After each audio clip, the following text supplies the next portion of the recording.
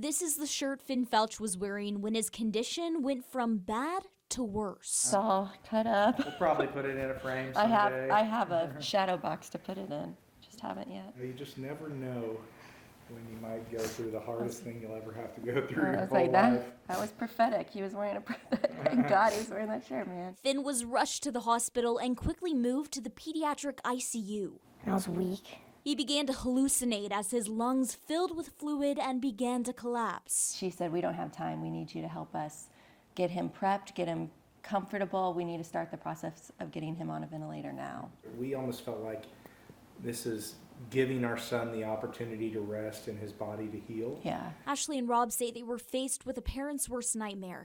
They might outlive their baby boy, and all they could do was pray. Rob says even when you feel weak, you must hold on to hope.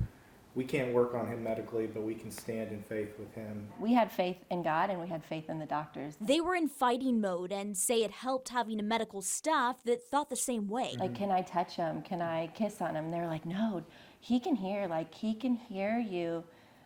So whatever you want to say to him, you speak to him, you kiss on him, you hold his hand. And so I just made sure to constantly be doing that. There were so many unknowns, but the Felch family focused on winning one battle at a time. Finn had contracted COVID, but his parents never knew until he developed MIS-C, or multiple inflammatory syndrome, in children, affecting every vital organ in his body. His doctor says MIS-C includes a broad collection of symptoms, such as persistent high fevers for 3 to 5 days, swelling of hands and feet, rash, red eyes, and red swollen tongue. She says most kids test positive for COVID-19, and this is how their immune system tries to fight it off, even weeks later. Finn had developed a fever in early 2021. It started off low, but got progressively worse, sticking around for 7 days. Ashley says Finn's eyes grew bloodshot when she noticed a rash all over his skin.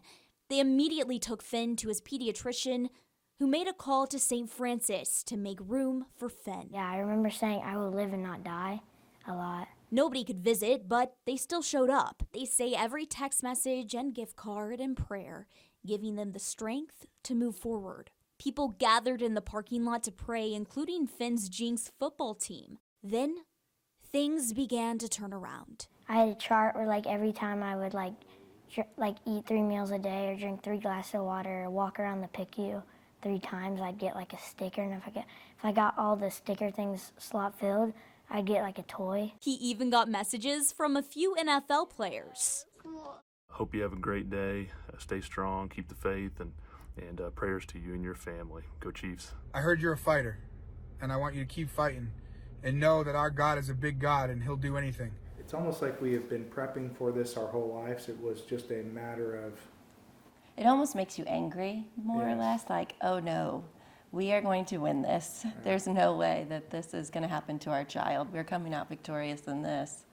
And we kind of, you leave with the resolve of there are so many other people going through this, and you're like, now I'm going to fight for them. St. Francis says as recently as February, the CDC reported more than 6,850 cases and roughly 59 deaths in children. They say no child is just another patient, and each parent becomes a part of the team. I always tell my families, we are not God.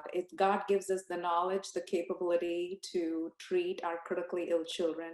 So we always pray for our children, and God is the ultimate healer.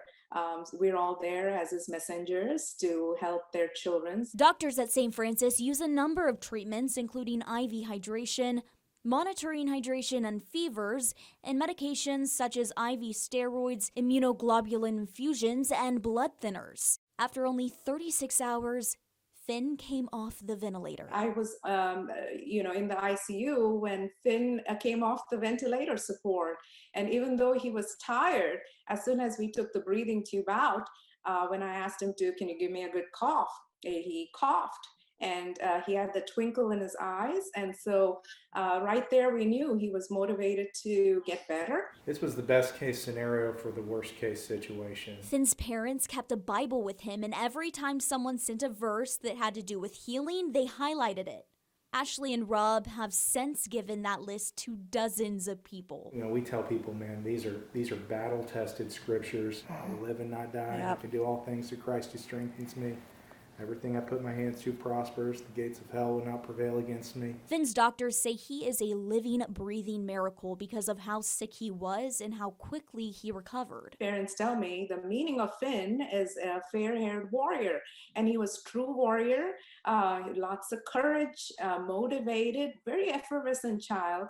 But even after he went home, Finn didn't go to school for months. I'm bulletproof now. Yeah. I'm like, oh, these scriptures work. I'm like, I want to pray for everybody. Now we're just looking for a fight. I'm picking fights now. I'm telling you what, we left that ICU, didn't we, Finn? And we said, we're taking kids with Yes, us. we're like, we don't want any more kids in the ICU. We don't want any more kids there. They say today Finn's stronger than ever and tells us he's successful on the field and in school. The Fauches are encouraging people, if you see a sign, jump on it and seek help and know you can overcome. It just feels like the whole world is going through all of this right now, and they just need people that can be strong and get through it and let them know you can get through it, you can do it. There is hope around the corner. Just keep going, hang in there, hook up with the right people. There are people out there that are trained to get you through the worst case scenario. Don't be afraid to get through what you're going through. You can do it. Because Finn was one of the first MIS-C cases in Tulsa, the Fauch family says they now get calls from people all over asking advice.